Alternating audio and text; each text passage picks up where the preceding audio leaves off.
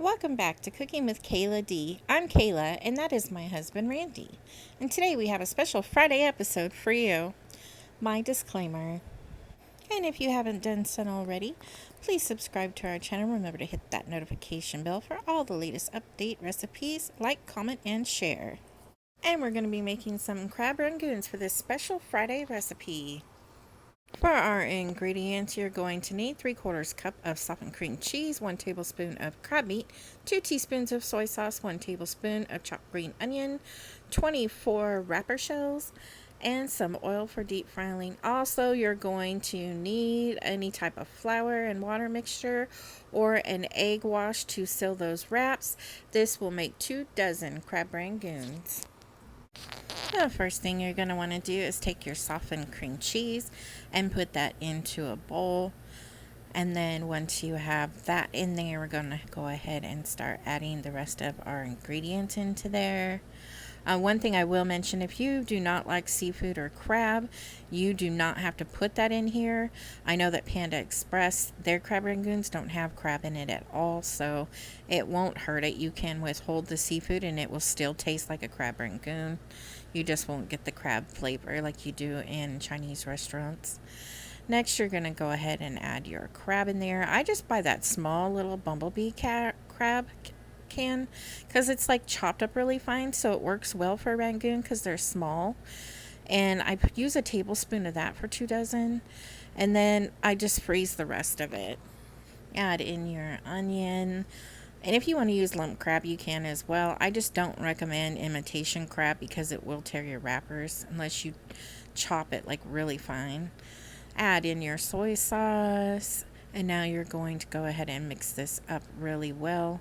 You want to make sure to combine all the ingredients well, but try not to damage your onions. You want to keep those structurally well bit. You'll want to get that soy sauce mixture mixed in with the cream cheese. And if you worked with cream cheese, you know sometimes it's a little harder to get a wet mixture mixed up thoroughly into that. So I would just take your time, use a spatula and do it that way. Then that way you can press it into it and just try to do it without damaging your onions. You do want those to still be intact because they are absolutely delicious when you're eating your crab rangoon. And it is that simple. And then we're ready to go ahead and get everything ready to fill our wrappers. You'll want to have some type of a sheet tray or a plate with parchment paper or sprinkle some flour on it. So after you fill your crab rangoon and set it to the side, it will not stick, because then when you peel it up to go drop it into the deep fryer, you don't want to tear any holes in it. So definitely use some parchment paper or some flour on your counter or on a plate to place your crab rangoons onto it. So first thing I'm going to do is make up my mixture for sealing. I chose to use the rice flour because that's what I had on hand, because we're going to be doing a sweet and sour pork recipe for Monday's episode, so you'll have to come back for that. We also did a fried rice recipe on Wednesday, and I will have links to both of those Monday in the description, so come back on Monday for that. So here you mix your water and your flour, or you can just use an egg wash. And then go ahead and get your wrappers out. If you have egg roll wrappers, you can cut those into 4. And it will make this side of wraps. So you don't have to buy this side, but they do have these at Walmart for sale. And I will have a link for those in the description area, as well as for the egg roll wraps. So that way you can use whichever ones you want. So you'll go ahead and you'll put probably about a teaspoon of your mixture into each one. About a teaspoon and a half. It's like a half of a tablespoon per each one, as you can see. Then you're going to take your wash. You want to seal around all 4 edges. Then you want to bring 2 opposite corners together, but don't pinch them together all the way, and then bring up one side at a time. You want to start at the bottom where the filling is and make sure to seal that airtight so there's no air in there, and then you'll pinch up each side until it is sealed. You will not have to use a fork or anything like that, but see, you bring your opposite corners together and just hold it right where the filling's at. and then you bring up the other side and kind of squeeze it in there, in between those two edges. And the same thing with the other side. Squeeze it in there, and you want to squeeze around the filling. Make sure there's no air there and be very gentle. And then you're just going to go ahead and finish sealing by just pressing it together. It's that simple. Just press it together and press it together. If you have any like of the flour and water mixture or your egg wash come off, make sure to wipe your fingers off in between each one that you're doing, so you don't spread that moisture onto the other one, because it will be hard to keep it sealed. It's that simple. Just bring it together again, right at the top of where the filling's at. Bring each side up.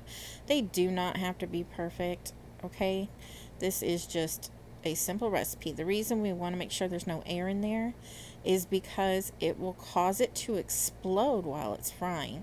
So that is the only reason why you have to make sure there's no air. You just pinch it up. Very easy.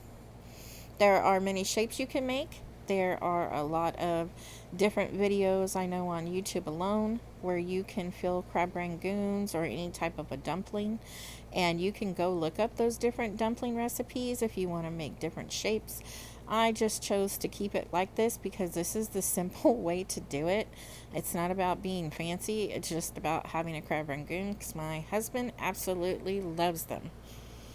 So just very simple with this. I will have a link for all the ingredients I used in the recipe.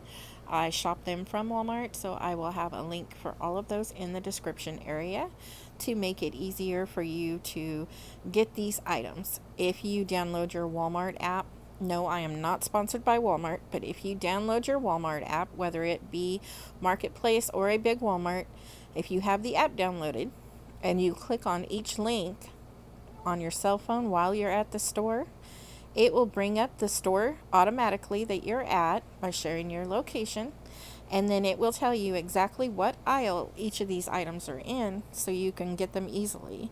Or if you have food delivery, then you can click and just add it right to your cart. Also, you can use it for shop and go or pick up as well. It's very, very convenient. I just went ahead and continued working on my crab rangoons until they were all done. And then once you have them all done, you want to make sure that your oil is 275 to 350. You don't want it any hotter than that because it can burn the rangoons, and you do not want to do that. So I went ahead and fried mine at about 325 degrees is where my oil ended up being. I only made sure it was about 2 inches deep, and I just did it in a large spaghetti pot. I went ahead and fried it, and it only took about 2 to 3 minutes, if that. I think sometimes we think it takes longer than what it actually does. Don't overcrowd your pot. Just put a few in. I did about 6 to 8 at a time, and that worked out fine. I did have my deep fry spoon to toss them around to make sure that they were getting golden brown on all sides. Make sure to have your paper towels or kitchen towels available on a plate to soak up any of the excess oil as you're taking them out. You can use any oil to deep fry. We chose to use olive oil because that's what we use for deep frying. But you can go ahead and remove those as they turn golden brown around the edges and just let them cool for about 5 to 10 minutes before serving. We served ours with a sweet and spicy chili sauce that we had got from the Asian market. And here you go. Here are your crab rangoons. They are absolutely delicious. Thank you for being here on Cooking with Kayla D this week. We enjoyed having you. And as always, we want to give you some pictures of Myrtle Beach, South Carolina. This week, we're focusing on the current theme, crab. We had a few different crabs around the area this weekend, and we're going to go ahead and share those with you now. Here we have a horseshoe crab that was on the beach a few days ago, and we thought we'd share that with you. I don't know if it was dead or alive. I wasn't even going to check. And then you have this ghost crab, and obviously this one was dead. I think a bird probably tried to grab it because the shell was cracked on the top. And then a blue crab, and I believe it's actually a Chesapeake blue crab is what the real name is called for these. They are real famous here in the Carolinas. And then a Panapuas. I think you call it. That also was caught by a local fisherman here.